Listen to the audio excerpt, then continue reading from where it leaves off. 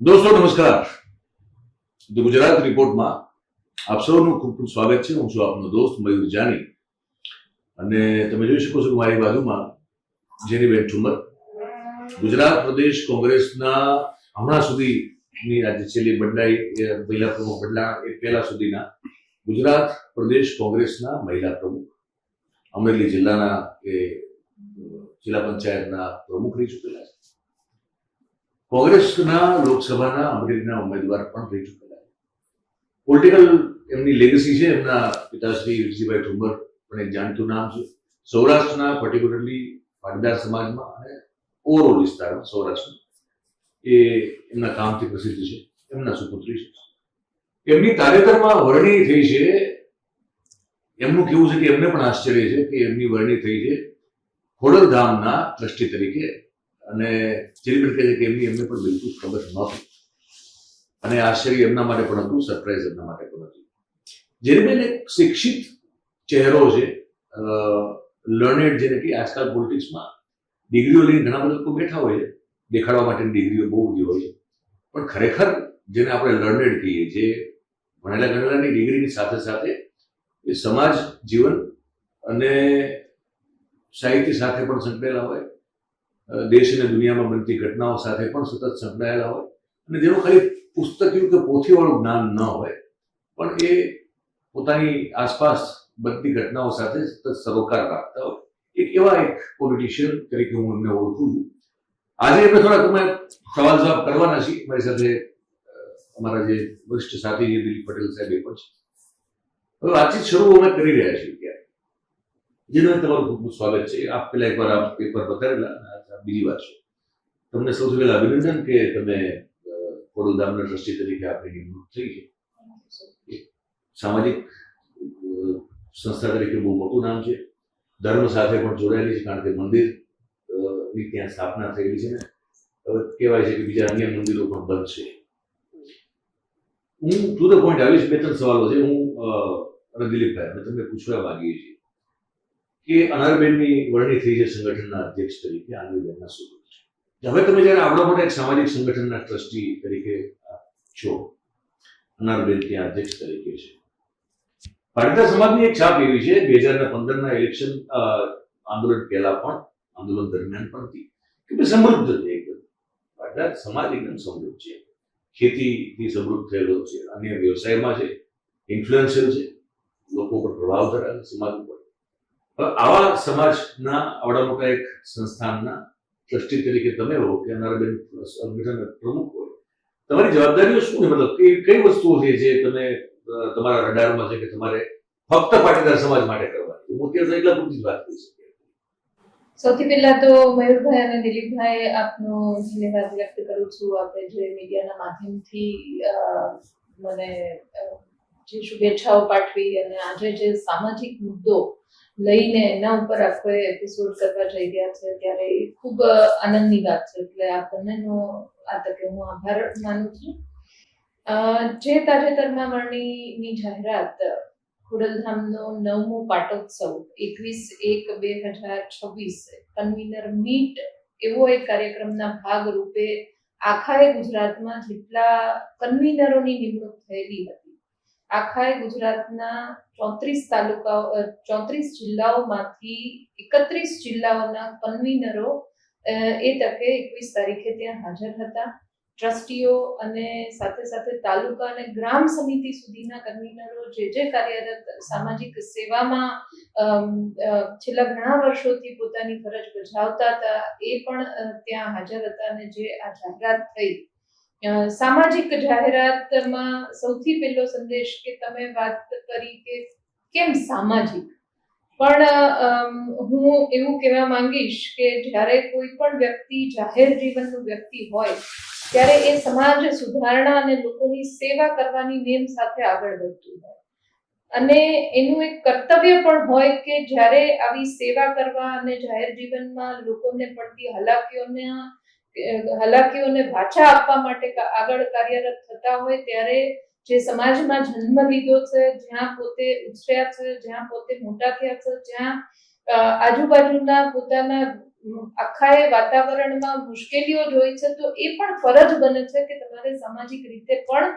તમારું કર્તવ્ય નિભાવવું જોઈએ એવું હું સ્પષ્ટ માનું છું. અને એટલે જ સામાજિક કાર્યોમાં આગળ વધવાની ને કામ કરવાની મેં પોતે સામેથી માનનીય નરેશભાઈ પાસે ઈચ્છા વ્યક્ત કરી હતી આજથી 1.5 વર્ષ પહેલા. માનનીય નરેશભાઈ પટેલ કે જે ખોડલધામ સંસ્થાના ચેરમેન છે ને એમણે સપનું જોયું કે ફક્ત ગુજરાતના જ નહીં પણ આખા વિશ્વના લેવા પાટીદાર સમાજના એક એક ઘરને એક તાકણે બાંધીએ તો કદાચ ભવિષ્યમાં કોઈ ઘરમાં કે કોઈ પણ એ આખો કોમ્યુનિટી હોય ત્યાં કોઈ પ્રશ્ન હોય ક્યાંય પણ કોઈને મદદની જરૂર હોય તો બધા જ એક તાકણે એક સૂત્રતાથી જોડાયેલા હશે તો એનું નિરાકરણ ઝડપથી આવી શકશે. આવું સપનું એમણે 2010-11માં જોયું અને એના નિર્માણના અર્થે ખૂબ બધા પ્રવાસો કર્યા અને ખોડલધામ મંદિર કે જેનું ખોડલધામનું સૂત્ર છે કે ભક્તિ દ્વારા એકતાની શક્તિ, કે અત્યારનો જે સમય ચાલી રહ્યો છે એમાં ભક્તિ થકી લોકોને જોડીએ તો એમની આસ્થા પણ જોડાયેલી હોય, એમની ભાવ પણ જોડાયેલો હોય અને ત્યારે એ જે સમાજ માટે ઉત્કૃષ્ટ કાર્ય કરી શકે એમાં એનો જોશ બમણો થઈ જાય. એટલે આ ભક્તિ દ્વારા એકતાની શક્તિના સૂત્ર નીચે ખોડલધામ મંદિરની સ્થાપના ભૂમિપૂજન 2013ની આસપાસ થયું ને એનું મંદિરનું નિર્માણ 2017માં થઈને ખૂબ મોટો 21-1ના કાર્યક્રમ કર્યો. એટલે એ જે સપનું લઈને નીકળાતા કે આખા વિશ્વના પાટીદાર કમ્યુનિટી કે જે લેવા પાટેલનો સમાજ છે એને એક કરવાનો એને આગળ ધપાવવાના ભાગરૂપે અમારું આખી આ જર્ની શરૂ થઈ અને જે 21-1ના ટ્રસ્ટી તરીકે નરેશભાઈ પોતાના જે ટ્રસ્ટીગણને વિનંતીના એક ઠરાવ કરવાના ભાગરૂપે વિનંતી કરી કે આમને પણ આવનારી મીટિંગ પછી ટ્રસ્ટીગણમાં સમાવેશ કરવો જોઈએ. એટલે મારા માટે પણ ખૂબ સરપ્રાઇઝિંગ એલિમેન્ટ હતું કે હું કામ તો કરતી હતી, અનારબેનને અમારી ટીમ લગભગ છેલ્લા 1 વર્ષથી એક જિલ્લામાં પ્રવાસ કર્યો, સંગઠનમાં પડતી મુશ્કેલીઓ, નીચે પ્રાણ પ્રશ્નોને વાચા કેવી રીતના સામાજિક સ્તરે આપી શકે અને દરેક સમાજ પોતાની એક આઈડેન્ટિટી દરેક જગ્યાઓમાં અલગ હોય કે ચરોતરમાં જાય તો ત્યાં લેવા પટેલ સમાજ અલગ નામે ઓળખાતા હોય, ઉત્તર ગુજરાતમાં જાય તો 5 ગામ 42 નો સમાજ આવી રીતના ઓળખાતો હોય, આ બાજુ દક્ષિણ ગુજરાત કે મધ્ય ગુજરાતમાં જાય તો એકડો સમાજને એવા નામે, દસકોશી સમાજને એવા નામે ઓળખાતા હોય. પણ આ બધા જ લેવા પાટીદાર કોમ્યુનિટીના બેનર નીચે એક તાતણે બંધાવવા માટે રેડી થયા અને 1 વર્ષથી આ સંગઠન નિર્માણનું કામ થતું હતું ને એ જ્યારે પૂરું થયું ત્યારે 21-1 આખા ગુજરાત નહીં દેશના ઘણા બધા રાજ્યોમાં અને વિશ્વના ઘણા બધા કન્ટ્રીમાં પણ આ સંગઠનની જાહેરાત થઈ જે અમારા બધા જ માટે અને સંસ્થા માટે ખૂબ આવકારદાયક ગણી શકાય. રોજનીબેન, મેં તમને આખી વાતમાં કોઈ જગ્યાએ એટલી ટોકા નહીં, મને હતું કે તમને મહેમાન તરીકે બોલાવ્યા છે તો તમારી આખી વાત પૂરી સાંભળવી જોઈએ. એટલે અમે બિલકુલ તમારી આખી વાતને સાંભળી. તમે એક પ્રકારની આભાર સ્પીચ જે છે, થેન્ક્સ ગિવિંગ સ્પીચ તમે આપી છે નરેશભાઈને, હું એવું કહીશ. પણ એનીવેઝ, કારણ કે મેં કીધું કે ગેસ્ટ છો એટલે તમને કમસે કમ we have to at least see to that. હવે મારો સવાલ એ છે, હવે કયા પ્રાણ પ્રશ્નો છે પાટીદાર સમાજના? અને બીજું કે તમે મૂળભૂત રીતે બાય ડિફોલ્ટ કોંગ્રેસી, નરેશભાઈ વિશે એવું કહેવાય કે મૂળ કોંગ્રેસ તરફ કોની વિચારધારા ધરાવતા ખરા, પણ હંમેશા એમને ચૂંટણી લડવાની ઈચ્છા પ્રગટ થાય ને પછી ઘડી એમને સામાજિક એક પ્રકારના બંધનના કારણે એમને ટાળવું પડે. અનારબેન સંપૂર્ણપણે ઓબ્વિયસલી એમના માતાજી ગુજરાતના મુખ્યમંત્રી રહી ચૂકેલા છે એટલે એ કોઈ કાલે કોંગ્રેસી નથી. પાટીદાર સમાજ, લેવા પટેલ સમાજમાં મેક્સિમમ લોકો આપણે જોયું છે કે બીજેપી સમર્થનમાં હોય છે અને તમારો સમાવેશ થયો એક સામાજિક સંરચનાના ભાગરૂપે, બરોબર છે. તો એક કોંગ્રેસી, હાર્ડકોર કોંગ્રેસી મહિલા નેતા આ સંગઠનમાં કેવી રીતે તમે શું કરી શકશો, પહેલી વાત. અને બીજું કે જો નરેશભાઈ જે છે, શું હવે અમે એવું માનીએ કે નરેશભાઈ હવે કદાચ કોઈ આવતા સમયમાં ચૂંટણી લડવા માટે આપણને મેદાનમાં ઉતરતા દેખાય? કારણ કે આમ જો તો ઘણો બધો ભાર એમનો હવે છૂટો હળવો થઈ ગયો છે. અનિલભાઈ, સૌથી પહેલા તો હું કહેવા માંગીશ કે જ્યારે સમાજની વાતો તમે જે પેલું પૂછ્યું કે કયા પ્રકારની સમાજ, તો સૌથી પહેલી ચેલેન્જ તો એ હતી કે પાટીદાર સમાજ અને ખાસ કરીને લેવા પટેલ, મેં કીધું આ બધી જ કોમ્યુનિટી અલગ અલગ નામથી ઓળખાતી હતી, બધાને એક સૂત્રતાના તાતણે બાંધવા અને ખોડલધામ જેવી સંસ્થાની નેજા હેઠળ આ બધા જ સમાજોને વણવા એ જ ખૂબ કપરું કામ હતું. અને આ કપરા કામને એક એક જગ્યાએ જઈને કન્વિન્સ કરીને બધાને એક સૂત્રતાથી બાંધ્યા, એ જ બહુ મોટી વાત કહી શકાય. એટલે સૌથી પહેલી ચેલેન્જ તો એ હતી કે બધાને એક નેજા હેઠળ લાવવા, ને એમાં ઘણે બધે નહીં પણ સંપૂર્ણ રીતે કહી શકાય, ઓલમોસ્ટ સંપૂર્ણ રીતે કહી શકાય એટલા સક્સેસ પણ ગયા. બીજી વાત તમે કરી કે જ્યારે સમાજની વાત આવે છે ત્યારે આપણે બધા જ અત્યારે એવા સમયમાંથી, એવા એરામાંથી પસાર થઈ રહ્યા છે કે બધી જ વાતો છેલ્લે રાજકારણને જઈને ઊભી રહી છે. સૌથી મોટી ચેલેન્જ તો આ છે કે દરેક વાતને રાજકારણ સાથે ન જોડવી. સૌથી મોટી ચેલેન્જ જ્યારે સમાજની વાત લઈને નીકળીએ છીએ, જ્યારે લોકોની સેવાની વાત લઈને નીકળીએ છીએ, ત્યારે રાજકારણ ન કરીએ કે રાજકારણની વાત ન કરીએ તો પણ ઘણા બધા અંશે લોકોને સાચો ન્યાય અપાવી શકે. વચ્ચે રોકવું એટલા માટે આટલા વખતનો જે આ પત્રકારત્વનો અને સમાજ જીવનનો અનુભવ છે, દિલીપભાઈને મારા કરતા પણ વધારે છે.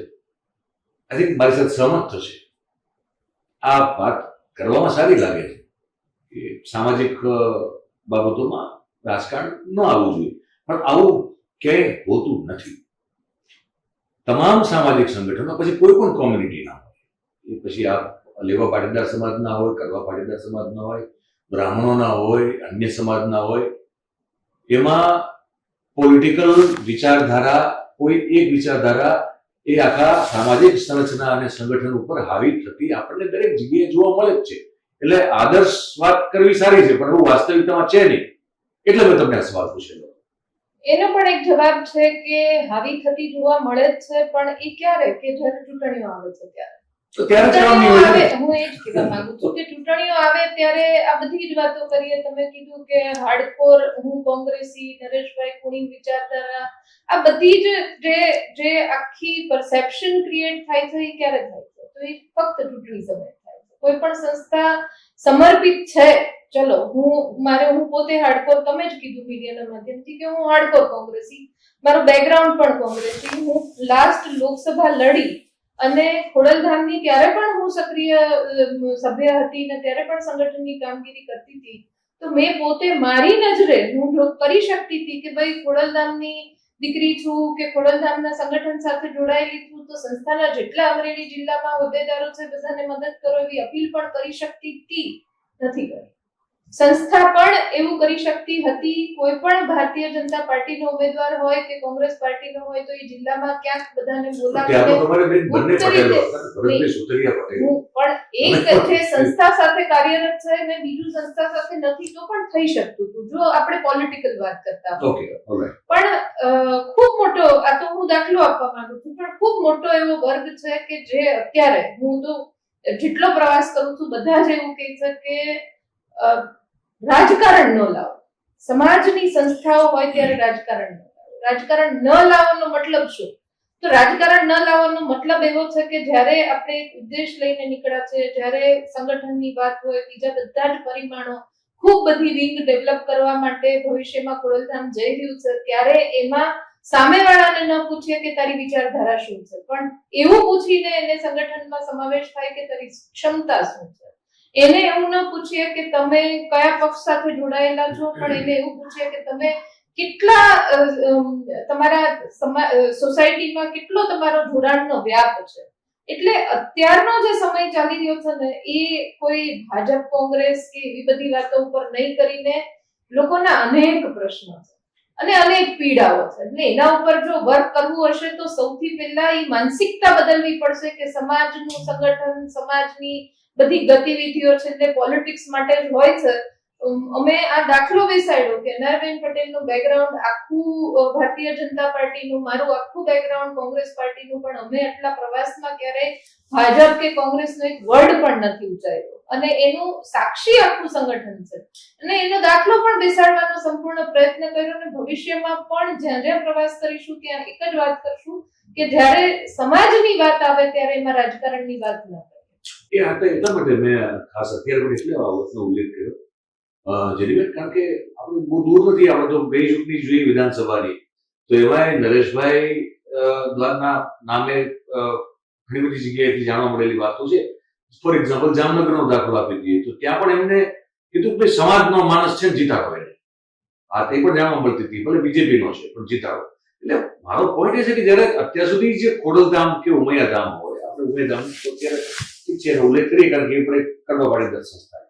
બંને સંસ્થાઓનો એક જે અનુભવ આવે છે એ એવો આવે છે મારા સમજમાં કે ચૂંટણી વખતે, અને ચૂંટણી વખતે જ હોય ચૂંટણીની વાત, તો બીજે ક્યારે હોય, તો ત્યારે પોલિટિક્સ જે છે એ તમામ વસ્તુ ઉપર હાવી થઈ જાય છે અને એ જ સમય બહુ મહત્વનો હોય છે કે ભાઈ at the end of it જુઓ તમે કે ભાઈ ઉમેદવાર કયા સમાજનો છે. એટલે એટલા માટે તમને આ સવાલ પૂછ્યો હતો. બાકી અમે તો ઈચ્છીએ છીએ કે ભાઈ ખરેખર રાજકારણથી ઉપર ઉઠી અને મારો કામ વ્યક્તિગત કરતા. અનુભવ મયુરભાઈ અત્યાર સુધીનો એવો રહ્યો છે, હું છેલ્લા 1.5 વર્ષથી ખોડલધામ સાથે કાર્યરત છું. મારો વ્યક્તિગત અનુભવ રહ્યો છે કે જેટલો પણ પ્રવાસ કર્યો, જેટલા પણ લોકોને મળીમાં કહી શકાય કે ભારતીય જનતા પાર્ટી સાથે જોડાયેલો વર્ગ ખૂબ બહોળો હતો.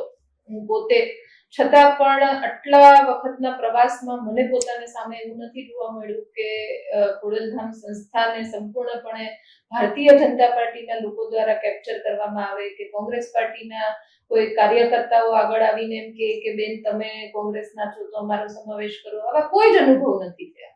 એટલે હું બહુ શ્યોરિટી સાથે કહું છું કે પોલિટિક્સનો ટાઈમ અને મીડિયાના પરસેપ્શનની વાતો એ એકચ્યુઅલ એક્ટિવિટી અને એકચ્યુઅલ ફેક્ટ થી ઘણું બધું અંશે દૂર હોતું હોય છે, મારો વ્યક્તિગત અનુભવ છે. એટલે એનું હું સ્પષ્ટપણે કહીશ કે નરેશભાઈની માનસિકતા શું છે, ખોડલધામનું સ્ટેન્ડ શું છે, આ બધું મીડિયા દ્વારા ઉઠાવવામાં આવતા સવાલો છે. પણ એના સિવાય પણ જે આટલી પ્રવૃત્તિઓ ચાલી રહી છે કે રાજકોટમાં ખોડલધામ કેન્સર હોસ્પિટલનું નિર્માણ શરૂ થઈ ચૂક્યું છે. રાજકોટના અમરેલી પાટીદારનો ઈલાજ થશે કે બીજી કોઈ કોમ્યુનિટી? બધી જ કમ્યુનિટી માટે આ હોસ્પિટલમાં સૌરાષ્ટ્રના નહીં, ટાટા કેન્સર હોસ્પિટલ દ્વારા એના નેજા હેઠળ કે એના ઓબ્ઝર્વેશનમાં હોસ્પિટલ તૈયાર થઈ રહી છે. એક આમ સૌરાષ્ટ્રની આખા ગુજરાતમાં અત્યારે કેન્સરનો રોગ ભેડો લઈ રહ્યો છે. એટલે તમે એવું કહો છો કે શું કાર્યો કરશે, તો આવા અનેક કાર્યો અત્યારે થઈ રહ્યા છે. ગાંધીનગરમાં લાઇબ્રેરી, રીડિંગ લાઇબ્રેરી વિદ્યાર્થીઓ માટે કાર્યરત છે. સોમનાથમાં ખૂબ સારા ભાવે 5 સ્ટાર ફેસિલિટી વાળું ભવન અત્યારે કાર્યરત છે. લોકો આવીને ત્યાં સારી રીતના રહી શકે છે, સોમનાથ દાદાના દર્શન કરવા આવે ત્યારે. એવી જ રીતનું હરિદ્વારમાં ભવનની જાહેરાત થઈ છે. અમદાવાદમાં માફ કરજો વચ્ચે રોકી દઉં, પણ મને એટલે હવે આપણે કારણ કે પ્રોગ્રેસિવ ટાઈમમાં જીવી રહ્યા છીએ, એવું આમ તો આઈડિયલી એવું છે. પછી ખરેખર આપણે પ્રોગ્રેસિવ ટાઈમમાં જીવી રહ્યા છીએ કે એ ફલ વગેરે ક્વેશ્ચન માર્ક છે. પણ દુનિયાની દ્રષ્ટિએ જોઈએ તો જેવી એ યુગમાં બે ત્રણ સવાલો છે અને હું એના પહેલા એક વાત પણ કરી દઉં કે તમારે કારણ તમે આપણી વાત કરી હતી સરસ, અલગ અલગ જે સ્વાસ્થ્યને લગતી શિક્ષણની પણ તમે કદાચ વાત. અને મને એમ લાગે છે કે પહેલાના જમાનામાં હું તો સૌરાષ્ટ્ર પૂરતી વાત કરું કારણ કે મારું તો ઉછેર ને ભણતર ને તું મોટું ક્યાં થયું. જો અમારે ત્યાં આપણા સૌરાષ્ટ્રમાં જો જૈન શ્રેષ્ઠીઓ, દિલીપભાઈ, જો જૈન શ્રેષ્ઠીઓએ હોસ્પિટલ્સ, સ્કૂલ્સ, કોલેજીસ જો ન બંધાવી હોત તો મતલબ કે હું તો વાંકાનેરમાં મારે તો કોલેજ જ ન હોત. દોશી ફેમિલીએ કોલેજ બંધાવી તો હું વાંકાનેરમાં કોલેજ કે મારા જેવા અનેક લોકો કોલેજ કરી શકે. બાકી અમારે તો કાં તો પછી ભણવા માટે રાજકોટ જવું પડત ને કાં મોરબી જવું પડત કોઈ જગ્યાએ, એવું થાય. એટલે આવું તો અનેક કામોમાં છે. હું એમ પૂછું કે એક એવી કોમ્યુનિટી, જૈન કોમ્યુનિટી, જેમાં ભલે એના અનેક અંગ વાંકા તરીકે આપણે એમાં વાત કરી શકીએ એમ છીએ, પણ કમસે કમ એ લોકો એવો એક મજબૂત એક જેને કહેવાય ને કે ભાઈ એક ઘટક તરીકે સમાજના આર્થિક રીતે સંપન્ન હતા. તો સૌરાષ્ટ્રમાં ઠેક ઠેકાણે દિલીપભાઈ તમને જોશે, તમને જૈન શ્રેષ્ઠીઓ દ્વારા તમને પાંદડા પોળ જોવા મળશે, તમને સ્કૂલો, કોલેજીસ, દવાખાના જોવા મળશે. હું પૂછું કે જૈન શ્રેષ્ઠીઓ જેવું પાટીદાર સમાજનું પણ છે. બહુ ભલે અમુક તો બધા સમૃદ્ધ છે, પણ એક વર્ગ એવો છે જે અત્યંત સમૃદ્ધ છે. તો આ બહુજન હિતાય માટેના કામો પાટીદાર સમાજ દ્વારા આ બહુ મોટા પ્રમાણમાં થતા કેમ જોવા મળે? ઘણી બધી સંસ્થાઓ એવી છે, કેમ નથી જોવા મળતા? અમને એ તો મતલબ એક કોમન છાપ એવી દેખાય છે કે ભાઈ પટેલ ફોર પટેલ વાળી વાત જ જોઈએ છે મોટે ભાગે. દિલીપભાઈ, મારી મગજમાં છાપ ખોટી હોય તો ખૂબ બધા ના એટલે હું થોડામાં ડિફર થઈશ તમે ખાઓ ક્યારે એટલા માટે કે જુઓ તમે એજ્યુકેશનમાં પાટીદાર સમાજે ઘણી બધી કોલેજો બનાવી છે અને એમાં તમામ સમાજના લોકો ભણે છે અને ખાસ કરીને મહિલાઓ માટે મહિલાઓની જેટલી પણ તમે છાત્રાલય જો પાટીદાર નામ હશે એની કોલેજમાં પાટીદાર નામ હશે, બની શકે આવું નામ હશે, પરંતુ એમાં ઘણા બધા એવા છે કે જે બીજા સમાજના લોકો ભણે છે અને શિક્ષણમાં જે અત્યારે તમે જે જૈન શ્રેષ્ઠોની વાત કરી એ બહુ સરસ વાત હતી. આજથી 20-25 વર્ષ પહેલા જે કઈ અમને ઇન્સ્ટિટ્યૂટ બધી જે ઊભી કરી એ તો પણ ત્યાર પછી જે કંઈ થયું છે કડી સર્વ વિદ્યાલય જે છે યુનિવર્સિટી તમે ગણો તો આખી પાટીદારો ઊભી કરી અને પણ એમાં તમામ સમાજના લોકો ભણી રહ્યા છે. તો આમાં એવું સવાલ એ છે કે ઘણી બધી એવી સામાજિક સંસ્થાઓ તો હશે જ કદાચ, પરંતુ શિક્ષણની જ્યાં સુધી વાત કરું તો બહુ સારી વાત, સારા કામ ઘણા બધા થયા છે, એક નહીં અનેક. એમાં ઘણી બધી સંસ્થાઓ બંધ પણ થઈ ગઈ છે. આપણે જ્યાં પાટીદારો હિજરત કરીને શહેરો તરફ ગયા છે તો નાના જિલ્લાઓમાં નાના તાલુકાઓમાં જે સંસ્થાઓ હતી પાટીદારોની એ અત્યારે બંધ હાલતમાં જ પડી છે. તો એમાં ઘણી સંસ્થાઓ એવી છે કે જે બીજા સમાજના લોકોની દીકરીઓને રહેવા માટે આપે છે, એમને ભણવા માટે આપે છે, એ પણ જોવા મળે છે. તો આ એક થોડું નહીં ભાઈ, એજ્યુકેશનમાં તો એનું યોગદાન છે, બીજા બધામાં કદાચ ન હોઈ શકે. હોસ્પિટલ્સમાં બહુ ઓછું જોવું. હા, હોસ્પિટલમાં કદાચ બની શકે ના હોય. એક સવાલ જે મેં હા. explain કર્યા કેવી બેનને, રીતના આપણે કરી શકીએ કે ફક્ત પાટીદાર સમાજના દર્દીઓ લેશું? જેટલી પણ હોસ્પિટલ છે, કિરણ હું હોસ્પિટલ ખોટો હોઈ શકું છું, મારું નામ ઓછું હોઈ શકે. આરોગ્ય મને લાગે છે કે આરોગ્ય ક્ષેત્રે જે કામ થવું જોઈએ એ નથી થયું, એ વાત સાચી નથી થયું. છે. હોસ્પિટલો ઊભી કરી છે કેટલી, પણ જે થવું જોઈએ નથી થયું. એ હકીકત છે, બીજો હકીકત છે. અને મેં તમને એટલા માટે ટીકા વચ્ચે માફ કર્યું, પણ મૂળ એનો એક જે મેઇન પોઈન્ટ હતો એ હતો કે આ જે પ્રોગ્રેસિવ એરામાં જ્યારે આપણે જીવતા હોઈએ અને જો આગળ વધવાની વાત કરવાની હોય તો મંદિરો કેટલા ઉભા કરશો, શું કામ ઉભા કરશો, અને એની પાછળ જે આ ખર્ચાઓ તમે કરી રહ્યા છો તો જેટલા સમાજો કરે છે, ખાલી પાટીદાર તો બેન બેઠા છે એટલે અત્યારે ખોડલધામના ટ્રસ્ટી છે એટલે હું વાત કરું, હું તો જે સમાજ કરવા માંગતો મંદિરો, દિલીપભાઈ જેને કેટલા મંદિરો ઉભા કરવાના, શું કામ મંદિરો, અને મંદિરોથી એક્ઝેક્ટલી તમને ફાયદો શું થઈ રહ્યો? એક મંદિર તમારું છે, જાઓ ને તમે, કરો ને દર્શન. તમે અહીંયા કરશો ક્યાંય કરશો. હવે તમે કહો છો કે હરિદ્વારમાં કે ક્યાં કીધું તમે, ઋષિકેશમાં કે તમે પૂછી હરિદ્વાર, એટલે મને કોઈ મંદિર હરિદ્વારમાં થાય કે આ પૈસાનો ઉપયોગ શું? મંદિર નહીં, એમાં થોડી કરેક્શન કરીશ કે એમાં ભવન કે જે રહેવા માટે ત્યાં જાય, હરિદ્વાર રહી શકે, બહાર ત્યાં જાય તો એ બહાર પણ ત્યાં હરિદ્વારમાં ભવન હોય તો રહી શકે. મંદિરોનું તમે કીધું કયા એરિયામાં જેવી રહ્યા છે, બધી જ વાત સાચી, પણ વાંધો નહીં. ના, ના, ખર્ચો જે તમે કરો છો કરોડો રૂપિયાનો, મહેશભાઈ, એ ખર્ચો તમે ત્યાં મતલબ એવી શું જરૂર છે કે ત્યાં એ ખર્ચો કરવો પડે? હું પણ ભણી છું, વિદેશમાં રહી છું, ત્યાર પછી અત્યારે અહીંયા ગુજરાતનું રાજકારણ કરી રહી છું, હવે સમાજમાં પણ સક્રિય થઈ છું, પણ આપણે લોકોની છે ને પલ્સ પકડવી પડશે, એના સેન્ટિમેન્ટ્સ પકડવા પડશે, એને કોઈ સર્વ સ્વીકૃત આસ્થા સાથે જોડવું પડશે. અને જ્યારે આપણે એમના માટે કંઈક ઉત્થાન, આ મારો વ્યક્તિગત અનુભવ છે, હું બીજી બધી વાતો તો નહીં કરું, પણ જ્યારે કોઈને પડતી મુશ્કેલીઓમાં હું જાઉં અને હું એમ કહું કે તમને મુશ્કેલી પડે છે તો એનું નિરાકરણ લાવી આપીશ, તો સૌથી પહેલો સવાલ મને પૂછે છે તમે કોણ છો, બીજો સવાલ એ પૂછે છે કે તમે શું છો, તમારી પાસે શું હોતું છે, તમે કયા સમાજથી છો. હવે હું મદદ કરવા આવી છું છતાં પણ સામેવાળો વ્યક્તિ જે છે, સામેવાળો જે પોતે ને પડતી મુશ્કેલી વાળો જે છે એ મને આટલા સવાલ પૂછતું હોય તો એનાથી આપણે વિચારવું પડે કે અત્યારે સાયકોલોજીકલ અત્યારે લોકોના મગજમાં શું ચાલી રહ્યું છે, કે ભક્તિ દ્વારા એકતાની શક્તિ, આ સૂત્ર આપ્યું છે એટલે ભક્તિથી લોકોને એક તાકણે બાંધવા છે. એનો મતલબ એવો નથી કે તમે 21મી સદીમાંથી ખેંચીને પાછા તમે ભજન કરતા કરી દો, નહીં. આસ્થાથી જોડાઓ અને પછી તમારો વિકાસ કરો. ઘરમાં એની એક બેસીને આખી વાત. નહીં એટલે અને આમાં જેનીભાઈ આ મયુરભાઈની વાત સાચી છે, હું એની સાથે મયુરભાઈ સાથે 100% સહમત થાઉં છું કે જે ધર્મનો છે ને ઓવરડોઝ આપી દેવામાં આવી છે, આપી દીધું, એમાં કોઈ સવાલ. એમાં પાટીદાર સમાજમાં તો ખાસ હું તમને 2011 ની વસ્તી ગણતરીના આંકડા આપું તો 2011 ની જે વસ્તી ગણતરી છે એમાં 3.25 લાખ ધાર્મિક સ્થાનો ગુજરાતમાં હતા, એ આજે ડબલ થઈ ગયા છે. તો જે ધર્મનું જે ખરેખર સમાજમાં રોકાણ થવું જોઈએ, સમાજ પાછળ રોકાણ થવું જોઈએ, એ નથી થતું. તમામ સમાજમાં થયું છે, હું નથી એવું તો, પરંતુ પાટીદાર સમાજ, તમામ પાટીદાર સમાજ લઈ લો તમે, તો એ પાટીદાર સમાજના મોટા મોટા મંદિરો બની રહ્યા છે, કરોડો રૂપિયાના ખર્ચે મંદિરો બની રહ્યા છે. આ જે છે એ સમાજના પૈસાનો બગાડ હું તો સમજી રહ્યું. ધર્મની સ્થાને છે, પાટીદાર સમાજ પાટીદારની સમાજની અલગ છે. તો આ મંદિરો જે ઉભા કરવામાં આવી રહ્યા છે એની સાથે ઘણા બધા લોકો સહમત પણ નથી. તો જેનીબેન તમને સવાલ એ છે, મારા 10 પ્રશ્નો છે, તમને 10 પ્રશ્નો પૂછી લો મયુરભાઈ, અને તમે મુદ્દાસર જવાબ આપશો એવું મને લાગે છે, કારણ કે તમે રાજકારણમાં તો એકદમ મુદ્દાસર, સચોટ અને સારી રીતે તમે હંમેશા માટે જ્યારે તમારી સાથે સંવાદ થયો ત્યારે તમે સમજાયા છે અને એકદમ પોઝિટિવલી સમજાયા છે, અને બહુ સારી રીતે એનું વર્ણન પણ તમે કરી શકો છો અને તર્કબદ્ધ કરી શકો. પરંતુ મારા 10 સવાલ એવા છે. તો જેનીબેન, પહેલો સવાલ એ છે કે મંદિરો પાછળ કરોડો રૂપિયા ખર્ચાઈ રહ્યા છે, તો પટેલ સમાજ બધા જ લોકો સમૃદ્ધ નથી. મારી દ્રષ્ટિએ જે લોકો સાથે જોડાયેલા છે એમાં એવું કહી શકાય કે 31% આસપાસ જે પાટીદારો જે છે એ કરોડપતિ છે.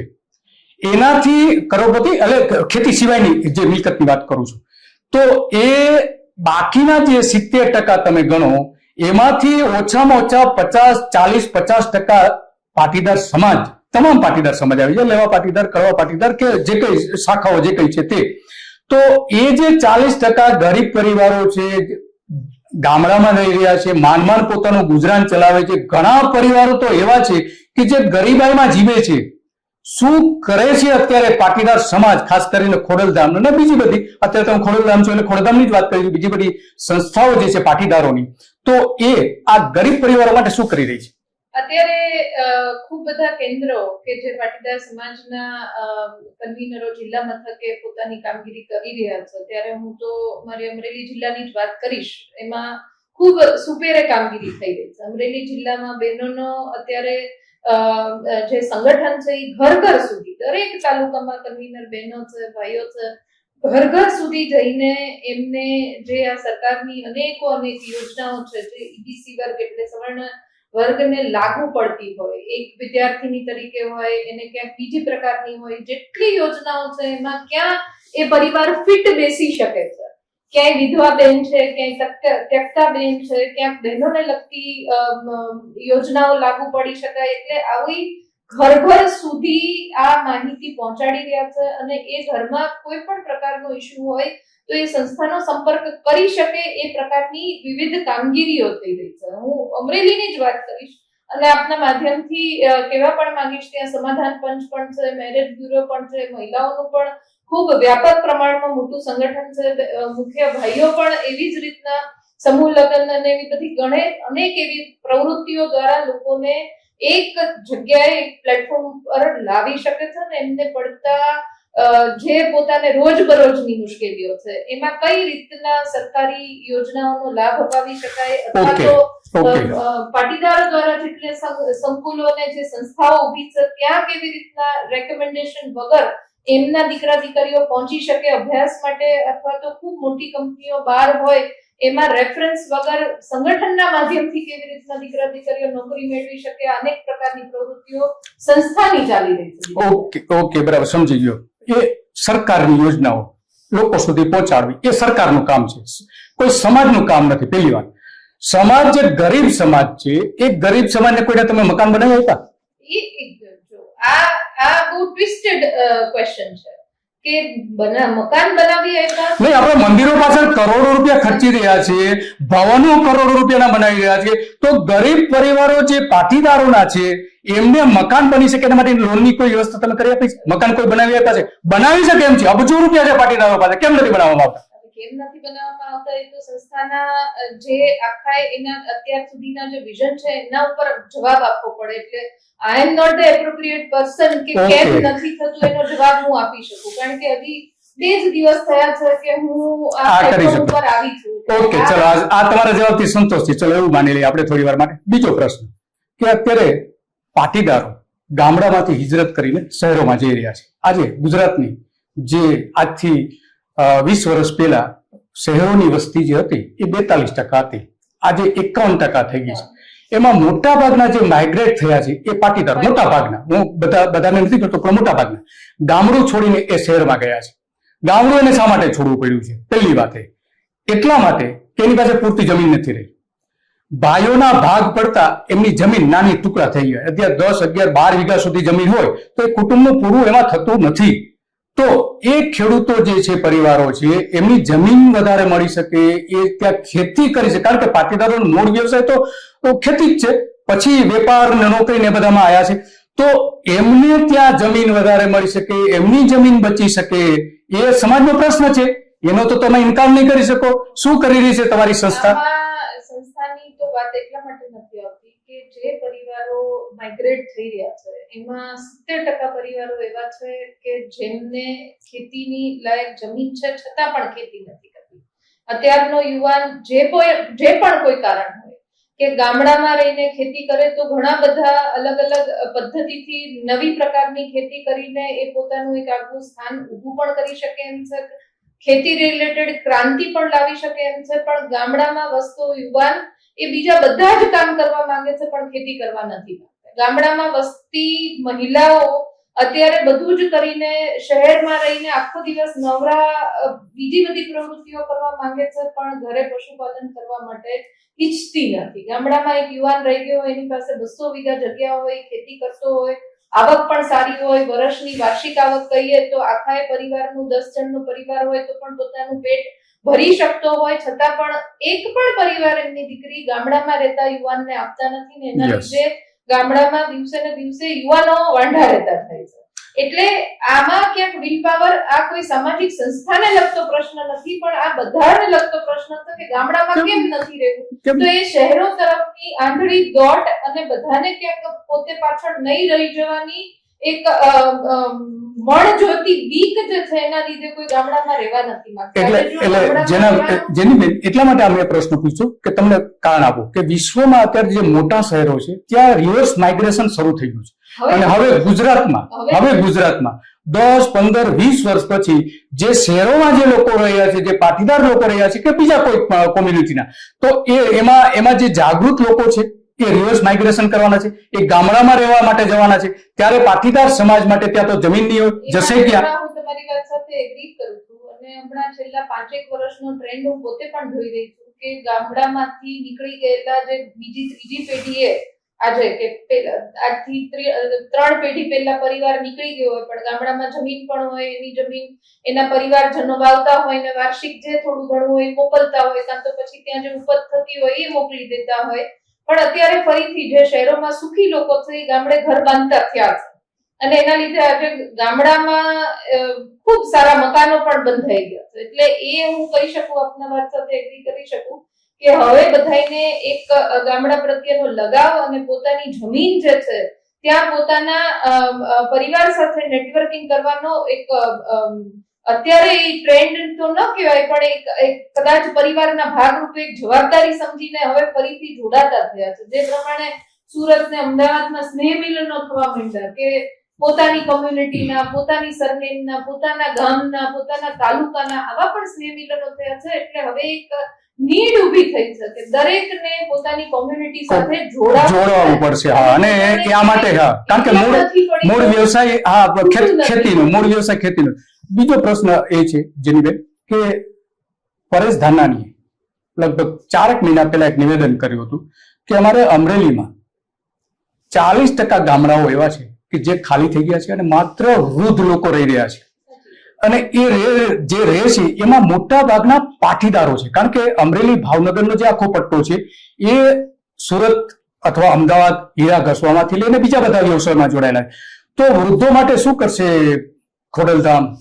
આજે દરેક ગામડામાં વૃદ્ધો જે છે એમના માટે ખૂબ બધી ચિંતાઓ વ્યક્ત કરાય છે અને વૃદ્ધો રહ્યા છે એટલું જ નહીં પણ દરેક ગામમાં પેલા એક જે જમાનો હતો કે ધબકતા ગામડા હતા અને આમ આખું એ વાતાવરણ લાઈવ રહેતું હતું કે સાંજે ચોરો પણ એટલો ખૂબ ખિલખિલાટ હતો. નહીં, એટલે વૃદ્ધો માટે અત્યારે કોઈ એક્ટિવિટી ચાલે છે? અત્યારે હાલ એવી કોઈ એક્ટિવિટી નથી ચાલતી પણ ભવિષ્યમાં એની માટેની એક આખી અમારી વડીલની એક વિંગ અત્યારે જે સંગઠનની જાહેરાત થઈ છે. બહુ સરસ દેનીભાઈ, તમારો ખૂબ ખૂબ આભાર કે એક સમાજનું આ શ્રેષ્ઠ કામ થશે. તમે બહુ સરસ જવાબ આપ્યો અને તમે કરશો પણ ખરા, એમાં કોઈ સવાલ નહીં. આની ચિંતા પણ વ્યક્ત દિલીપભાઈ આપવા ઓકે, માટે સમજી ગયો. ઘણા બધા આગેવાનોએ કરી સમજી ગયો, કે સમજી જે બહાર પોતાની સોસાયટી બીજો એક આંકડે હા બેસીને જેનીબેન, બીજો એક પ્રશ્ન છે કે અત્યારે પાટીદાર સમાજમાં સામાજિક રીતે સૌથી વધારે જો કોઈ પ્રશ્ન હોય તો એ લગ્ન સંસ્થા અંગેનો છે. બે પ્રશ્નો છે એમાં. એક કે છૂટાછેડાનું પ્રમાણ વધી રહ્યું છે. બીજું કે જે યુવાનો છે એમાં મોટા ભાગના ઓવર એજ થઈ ગયા છે કે જેને છોકરી મળતી નથી, જેને યુવતી મળતી નથી, એના લગ્ન થઈ શકતા નથી. તો આવી કોઈ સંસ્થા ખોડલધામ ચલાવે છે કે જે એમને આ મિલાવટ કરી આપે યુવતી અને યુવકોને? અથવા મેરેજ બ્યુરો અત્યારે રાજકોટમાં, અમરેલીમાં, ઇવન અમદાવાદમાં કાર્યરત છે કે જે આવી રીતના જે પણ બાયોડેટા હોય એના બધાના કલેક્ટ કરીને એ એકબીજાને જે અનુરૂપ પરિવારો હોય એને મળાવી આપે છે.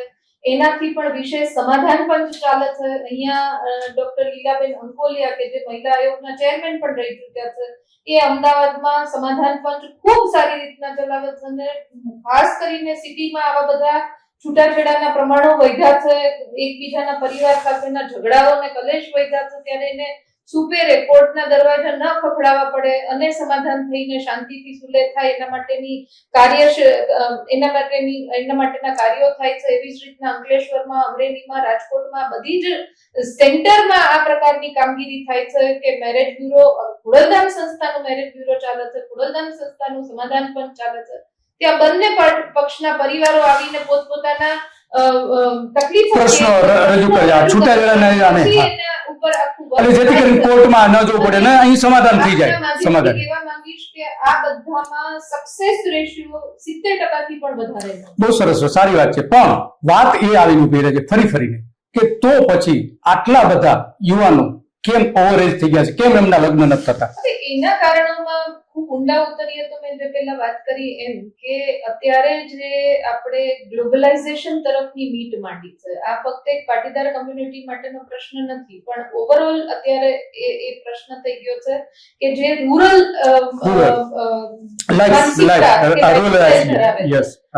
આપણા દીકરાઓ અને દીકરીઓ અત્યારે 10 કે 15 વર્ષની એજ સુધીમાં એના હાથમાં મોબાઈલ આવી જાય છે. એ મોબાઈલના માધ્યમથી ગ્લોબલી શું થઈ રહ્યું છે એક્ટિવિટીઝ મોનિટર કરે છે, એની સાથે પાર્ટિસિપેટ કરે છે અને એ માનસિક રીતે આપણે નથી સમજી શકતા. એ સવારે બપોરે એના રૂમમાંથી બહાર આવે ત્યારે આપણને એવું જ લાગે છે કે આપણું જે પરિવારનું એન્વાયરમેન્ટ છે એટલું જ એના ઉપર એફેક્ટ કરે છે, પણ એવું નથી.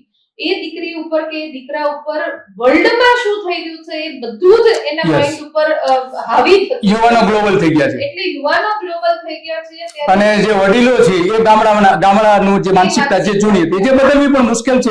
બેલેન્સ જે છે માનસિકતાનું એ હજી હું માનું છું ત્યાં સુધી જે પ્રમાણે સમાજમાં ફરું છું, સોસાયટીઓમાં ફરું છું, જે પ્રમાણે ગુજરાતમાં પ્રવાસ કરું છું, એ પ્રમાણે હજી આ કન્ફ્યુઝન પીરિયડ જે છે ને એ દિલીપભાઈ કદાચ હજી 5-10 વર્ષ ચાલશે.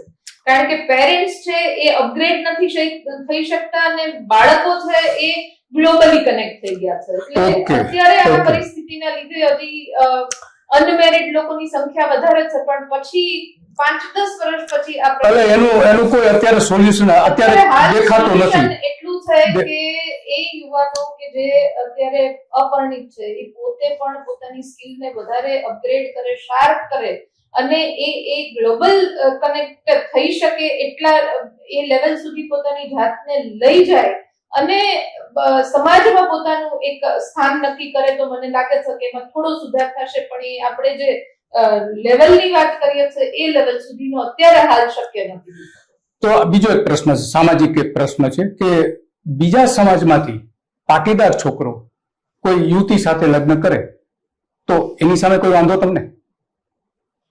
આમાં હું મારા વિચારો તો બહુ વધારે ડિફર પડશે અત્યારે, કે હું બહુ સ્પષ્ટ માનું છું કે બહુ જ સ્પષ્ટ હું એટલા માટે આગળનો એક પ્રશ્ન પૂછવાનો છે એટલા માટે તમે ના તમે જવાબ આપો પછી હું પ્રશ્ન પૂછવાનો બંને બાબતમાં, કે દીકરો બહારથી દીકરી લાવે તો પણ અને દીકરી બહારના સમાજ માટે પરણે તો પણ હું પોતે સ્પિરિચ્યુઅલી ખૂબ મારી જાતને સ્ટ્રોંગ કનેક્ટ માનું છું. એટલે હું એવું સ્પષ્ટ માનું છું કે લગ્ન સંસ્થાથી જોડાવું અને કયું પાત્ર આપણી સાથે ફ્રીક્વન્સી સેટ થાય એ કોઈ સમાજોને આધીન હું નથી.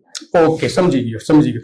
તો માનો કે યુવક યુવતી છે એ પોતાની પસંદગીનું પાત્ર શોધી શકે છે, તો એમાં કોઈ પ્રેમ લગ્ન કરે તો એની સામે કોઈ બીજી જ્ઞાતિના લોકો સાથે યુવતી કે યુવક પાટીદાર, તો એની સામે કોઈ વાંધો હોવો જોઈએ?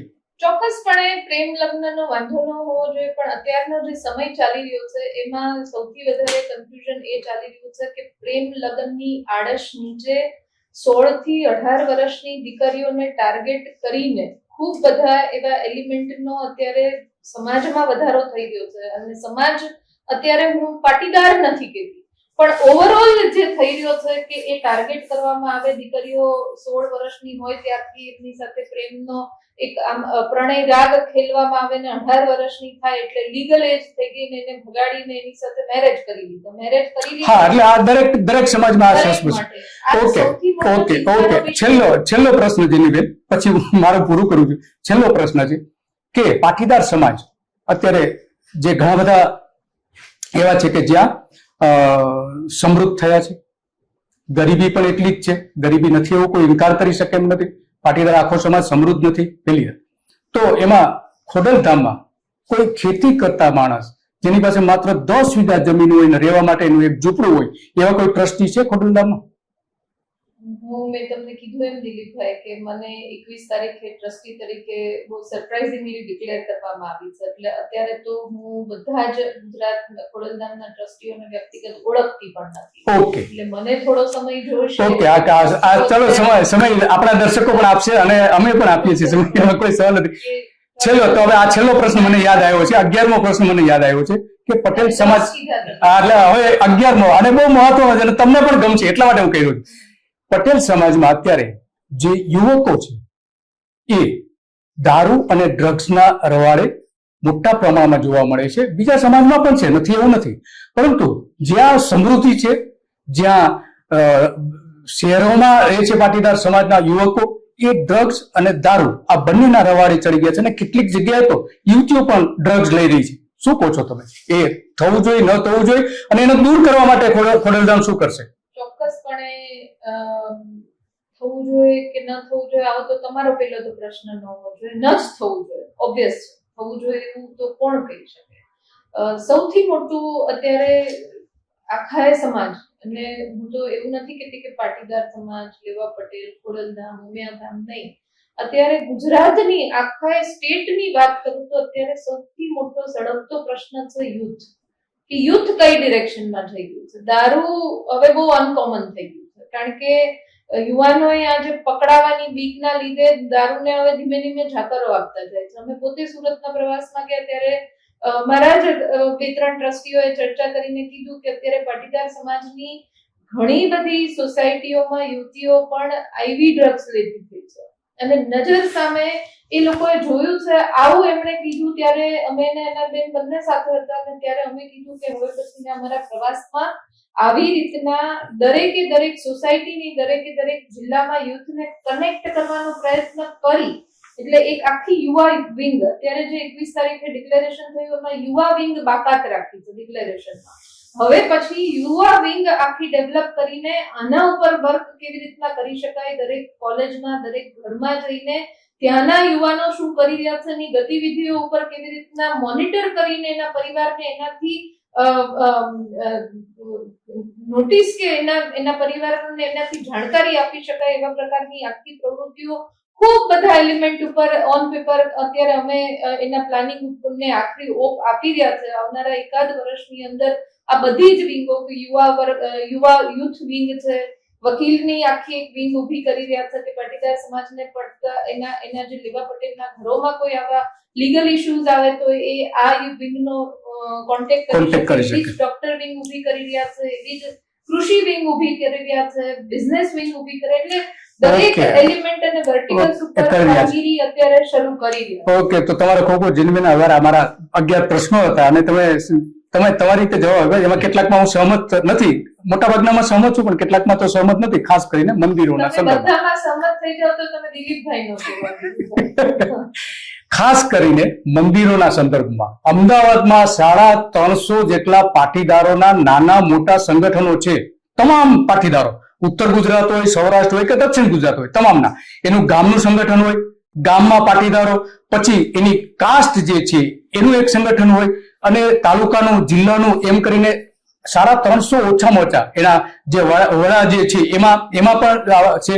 તો ક્યાંય મંદિર નથી, સિવાય કે જ્યાં રાજકારણ છે ત્યાં મંદિર છે, અને જ્યાં મંદિર બને છે ત્યાં કરોડો રૂપિયા ખર્ચાઈ રહ્યા છે.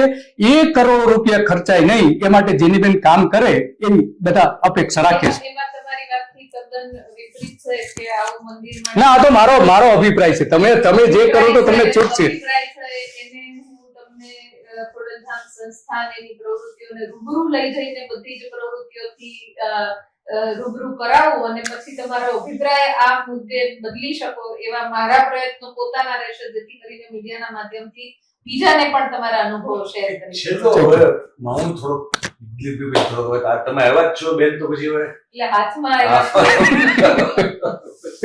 પછી બાકી શું કામ રાખવું અમારે. તમે હમણાં કૃષિ વિંગની એક વાત કરી, Yes. મારો મૂળ પાયો. અમે 2 દિવસ પહેલા હું ને દિલીપભાઈ કે 3 દિવસ પહેલા અમે જે લાઈવ કરતા હતા એમાં અમારે વાતચીત થઈ મારે દિલીપભાઈ. પાટીદારની મૂળ ઓળખ શું? પાટીદારની મૂળ ઓળખ છે એ કૃષિકાર એટલે કે જમીન ખેતી. કણબી એટલે યસ, કણમાંથી મળ કરતો કણબી ધરતીના કણ સાથે જોડાયેલો એક બહુ મહત્વપૂર્ણ સમાજ આ દેશનો, અને આજનો નહીં, કદાચ સૌથી જૂનો સમાજ જે કૃષિકાર, જે કૃષક સમાજ, જેણે હંમેશા જમીન અને એનો સંબંધ જે છે એ સૌથી વધારે મજબૂત રહ્યો, એટલે ખેડૂત. પાટીદાર સમાજની આજની પણ જે સમૃદ્ધિ છે એની પાછળ પણ મૂળ તો જમીન હોવી એ જ જવાબદાર છે, અથવા તો જમીન હોવી એ આશીર્વાદ છે, કારણભૂત છે. આવડી મોટી તમારી સંસ્થાઓ જેની ચાલતી હોય છે, સારી વાત છે, સારા કામ કરો, ઈચ્છીએ કે સારા જ કામ કરો, સંસ્થાઓ બને તો સારા જ કામ કરવા જોઈએ, બાકી ન બનાવવી જોઈએ. તો આજે પણ પાટીદાર સમાજ જે એક સમયમાં ઘણી મોટી મોટી જમીન ધરાવતા કુટુંબો હતા, એ જમીનથી અલગ થઈ ગયા, જમીનો ઓછી થઈ રહી છે. પાટીદાર સમાજની જે મૂળ ઘટક છે કૃષિનું, એ લોકો જમીનો એમની ઓછી થઈ રહી છે, અને ઘણા લોકો તો જમીન વગરના થઈ ગયા છે. આ એક પાર્ટ. બીજો પાર્ટ એ છે કે જે લોકો કરી રહ્યા છે સમાજમાં ખેતી, એમના ખેડૂત તરીકેના આ રાજ્યના વર્ષોથી, આજના નહીં, જે નરેન્દ્રભાઈ મુખ્યમંત્રી હતા હું તો ત્યારથી ગણાવીને તમને વાત કરું છું. ત્યારે કેશુભાઈમાં હું એ વાત નથી કરતો. કેશુભાઈ જેટલી મારી સમજ છે, દિલીપભાઈ ખોટું હતો તો કે, પણ કેશુભાઈ એમાં સહૃદય હતા, એ ખેડૂતોનું કેવલ ચિમનભાઈ ધ્યાન રાખતા હતા, કેશુભાઈ ધ્યાન રાખતા. નરેન્દ્રભાઈના આવવા પછીનો જે 28-29 વર્ષનો આ જે સમય છે, જે એકત્વ શાસનમાં ચાલે છે ભારત, ખેડૂતો તો હાલ કોઈ સાંભળવાનું છે જ નહીં. તમારો આટલો બધો ખેતી કરતો સમાજ, મૂળભૂત ખેતી કરતો સમાજ, તમારી સંસ્થાઓ ખેડૂતોના પ્રશ્ને ક્યારે કોઈ જગ્યાએ વાચા આપતી મારા ધ્યાનમાં નથી આવી. મારું ધ્યાન ન ગયું હોય, હું કંઈ ખોટો હતો મને ટોકજો જેવી બેન અત્યારે. પણ ખેડૂત જે મૂળ તમારું જે કર્મ છે એને તમે લોકો જ એડ્રેસ નથી કરી રહ્યા, એના પ્રશ્નોને તમે પણ વાચા નથી આપતા, તો બીજા કોણ પાસેથી જે અપેક્ષા રાખશે? મયુરભાઈ, કે અત્યારે જે ખેડૂત વર્ગ છે એ મોટા ભાગે માઇગ્રેટ સિટી તરફ થવા માટે ખૂબ ઉત્સુક છે, અને એક ટ્રેન્ડ ઉભો થયો છે કે મારી જમીન છે એ હું ભાગ્યાઓને બોલાવીને આપી દઉં, એ મને જે વર્ષે 4 ભાગ પાડી આપે, અથવા તો જે નક્કી કર્યું હોય કિંમત એ પ્રમાણે મને મારો ભાવ પૂરો પાડી દે. કેવી રીતના જમીન સાચવે છે, એ કેવી રીતના શું ખેતી કરે છે એ મારો વિષય નથી, અથવા તો મારા હાથમાં મારે બધું લાવવું છે તો પણ ભાગ્યાઓ કે એ પ્રમાણેની દવાઓ નાખવામાં આવે, ભાગ્યાઓ કે એ પ્રમાણેનો મોલ નક્કી કરવામાં આવે. એટલે અત્યારે જે ઓવરઓલ પરિવારો ડિપેન્ડ થઈ ગયા છે સેના ઉપર, કે જે એમને પેલા ભાગ્યા તો એવું હતું કે પરિવારના 5 સભ્યો ખેતી કરતા ને એમાંથી એક વ્યક્તિ બહારથી આવતો ને એ પણ આજુબાજુના ગામડાનો હોય કે જે ભાગ્યો બનવા માટે તૈયાર થયા હોય, હાથી કહીને બોલાવે કે હાથી, એટલે આમ સાથીનું અભ્રંશ કરીને અમારો હાથી છે. એ હાથી એ કોણ હોય તો એ આજુબાજુ ગામનો જ હોય કે જેની પાસે જમીન જ ન હોય, પટેલનો દીકરો હોય અથવા તો ક્યાંય કોળીના ગામડા હોય તો કોળીનો દીકરો હોય, એને હાથી તરીકે લઈ લેતા. એટલે આ બધા સાથે મળીને ખેતી કરતા, એટલે એને પોતાની જમીનની કિંમત અને એને પોતાના જમીનનું ગૌરવ અનેક ગણું હતું ખેડૂતો.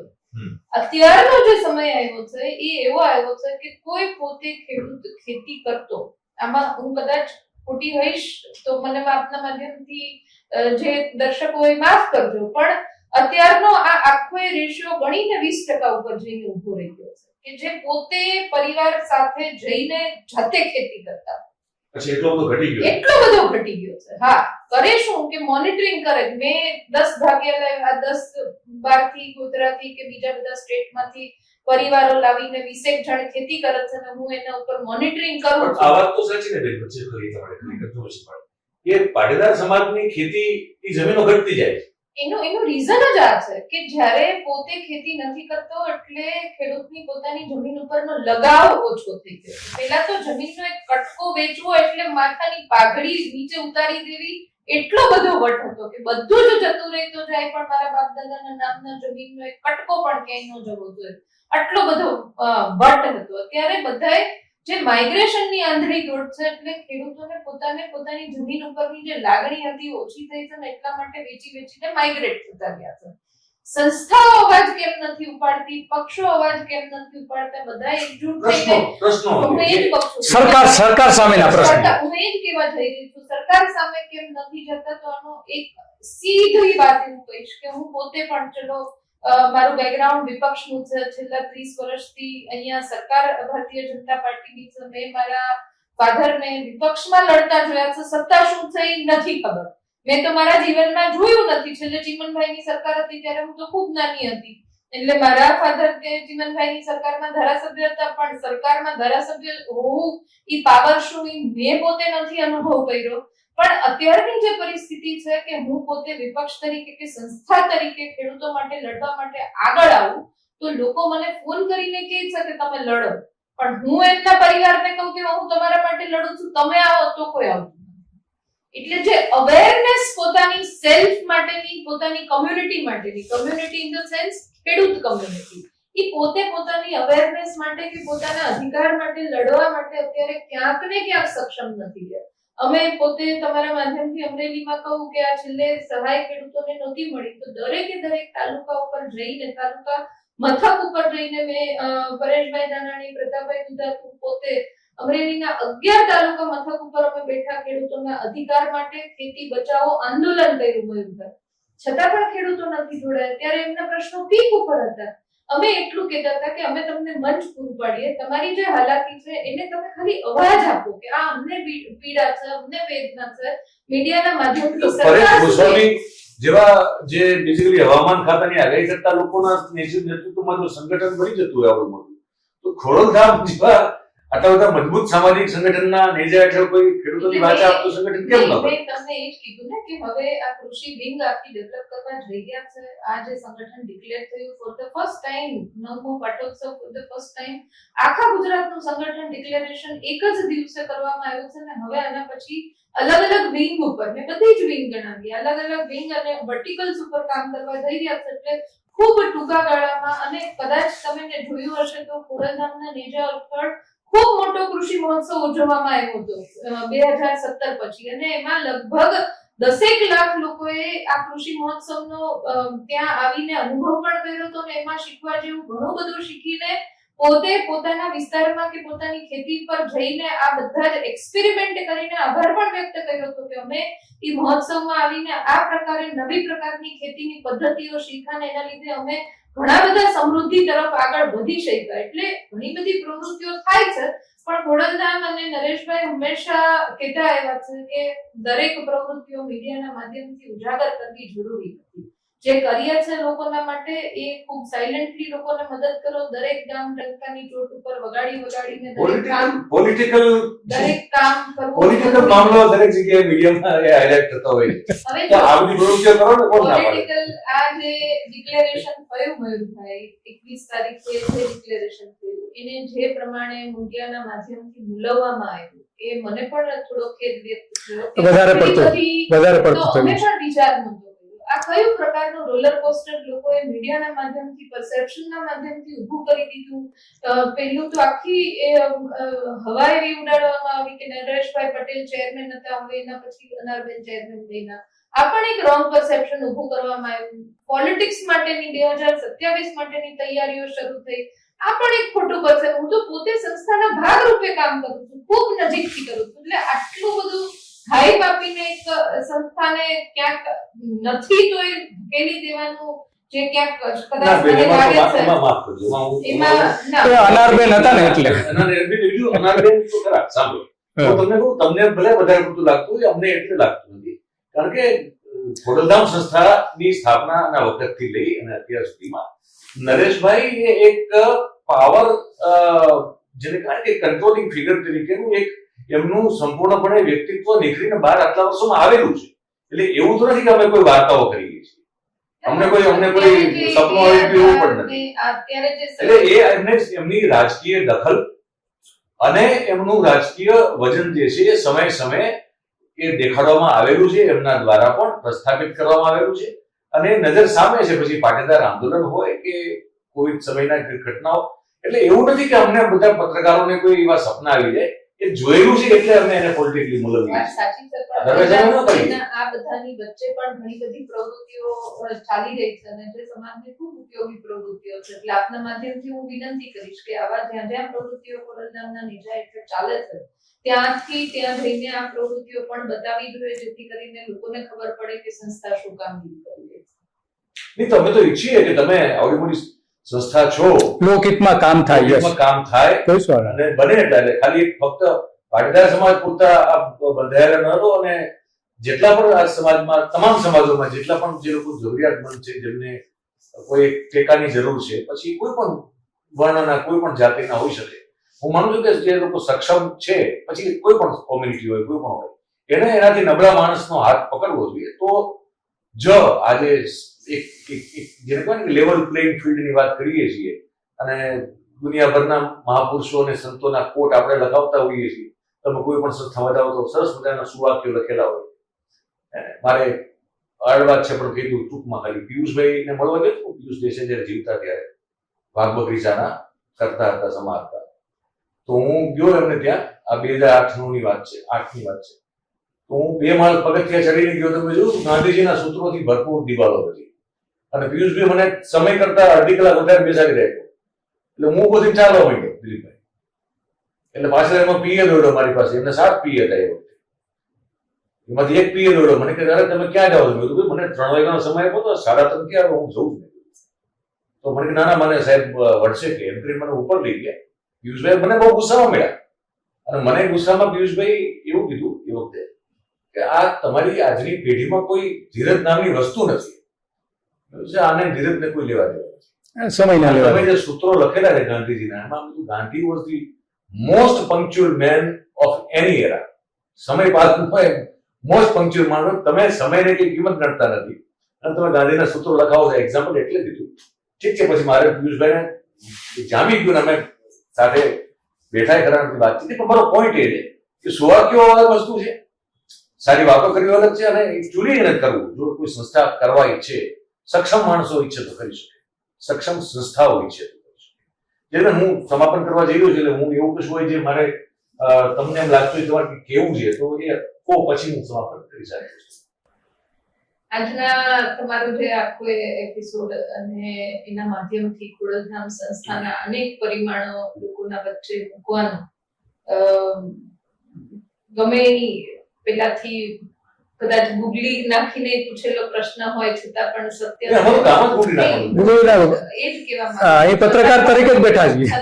છતાં પણ સત્ય છે એ જ સત્ય છે અને એ આજે નહીં તો કાલે બહાર આવ્યા વગર રહેવાનું નથી. આજે કદાચ હું પણ નથી ને એવી વાતો કરીને જતી હોય તો પાછળ એના પણ પડઘા પડતા જ હોય છે. એટલે એવી સભાનતા સાથે ખોડલધામ સંસ્થાના નેજા હેઠળ જોડાયા પછી વિપક્ષના ખૂબ સક્રિય કાર્યકર્તા રહ્યા પછી અને 21 તારીખે જે પ્રસ્તાવ મૂક્યો નરેશભાઈ ટ્રસ્ટી તરીકેનો એ ખૂબ મોટી જવાબદારી સ્વીકાર્યા પછી એક જ વાત કહીશ કે હું જ્યારથી સંસ્થામાં જોડાઈ ત્યારથી મીડિયાના માધ્યમથી જે પરસેપ્શન અને જે વાતો લોકોની વચ્ચે જાય છે એ કદાચ 20% પણ સત્યતા એમાં ખોટી નથી. 20% આટલી બધી ઘણા બધા એવા પરિમાણો છે અને ઘણી મોટી વિચારધારા સાથે નરેશભાઈ નીકળ્યા છે અને એને તોડવા માટે કે એમને ઓછા દેખાડવા માટે કે એમની સંસ્થાને નીચું જોવું પડે એના માટેના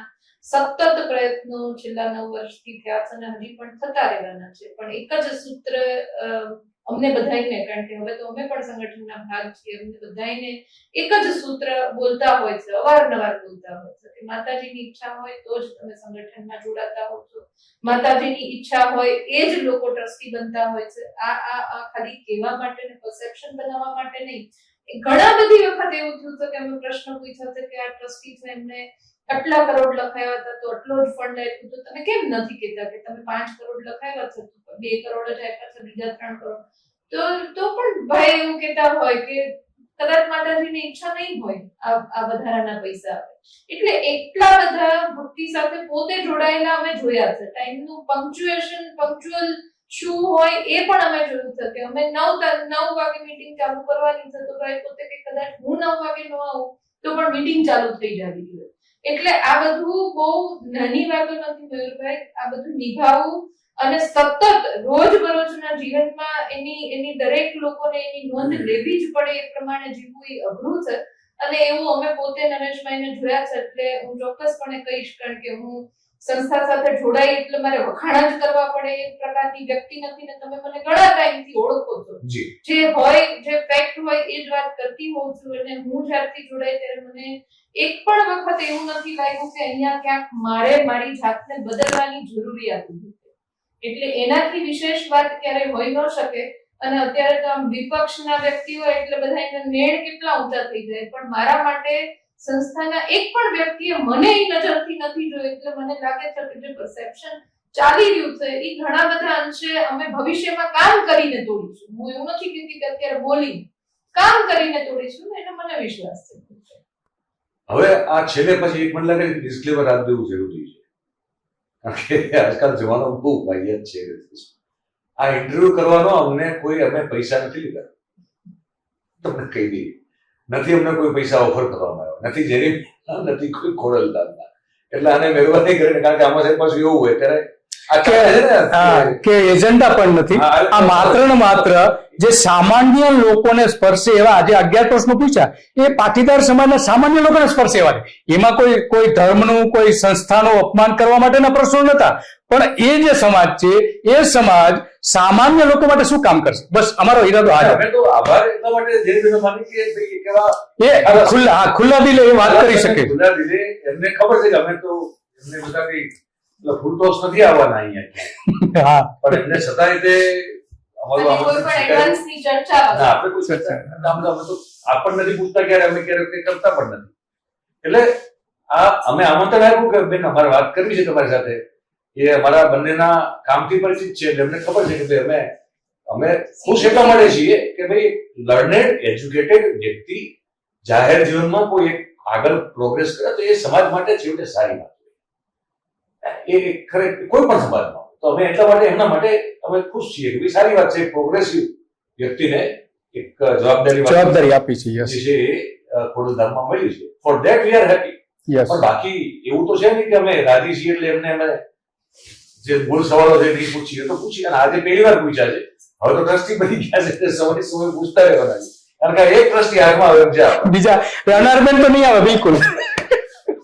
ગઈકાલે એક ન્યૂઝ ચેનલ સાથે ખૂબ ઊંડાણપૂર્વક દરેક પ્રશ્નોના જવાબ અમે બંને બહેનોએ સાથે બેસીને આપ્યા છે. એટલે બધા જ મીડિયાના સવાલો આપવા માટે અનારબેન પણ પોતે પીછેહટ નથી કરતા. આવો અનારબેન ને કઈ આવો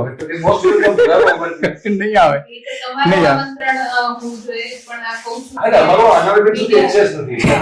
મીડિયામાં જ્યાં જે લોકોએ પ્રેસ કોન્ફરન્સમાં પણ સવાલો પૂછ્યા, રાજકોટ ખાતે મોટી ક્રેઝ બધા જ જવાબો આપ્યા, એટલે એમાં તમે કદાચ હું તમને કહીશ એટલે તમે આમંત્રણ આપજો.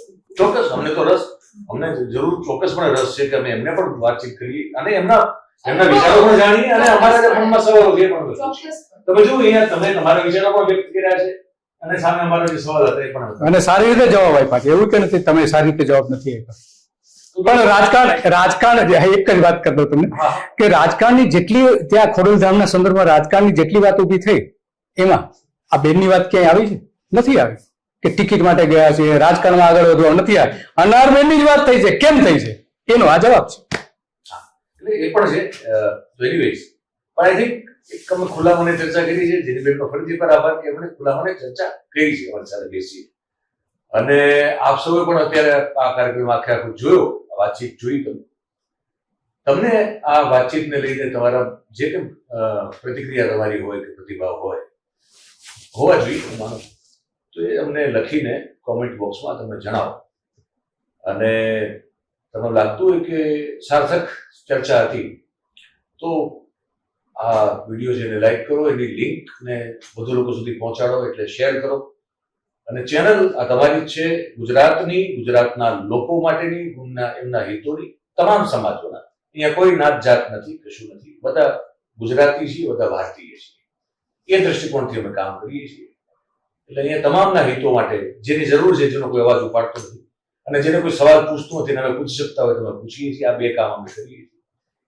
તો એવી ચેનલને આપ સમર્થન આપો, અમને સબસ્ક્રાઇબ કરી, અને તમને જો મન થાય તો નીચે લાગતું હશે, સ્ટીકર ચાલતું હશે મેહુલભાઈ યુપીએ વાળું, તો અમે આર્થિક સહાયતા કરો. ઘણા લોકો એવું કહેતા હોય છે કે અમુક આવે ને પેલા બહુ પેલા બળતરિયા, એટલે એક ભાઈ એવું લખેલું હતું કે ભીખ શેની માંગો? મેં કીધું ભીખમાં ને ભિક્ષામાં ફરક છે ભાઈ, પણ એ તને નહીં ખબર પડે.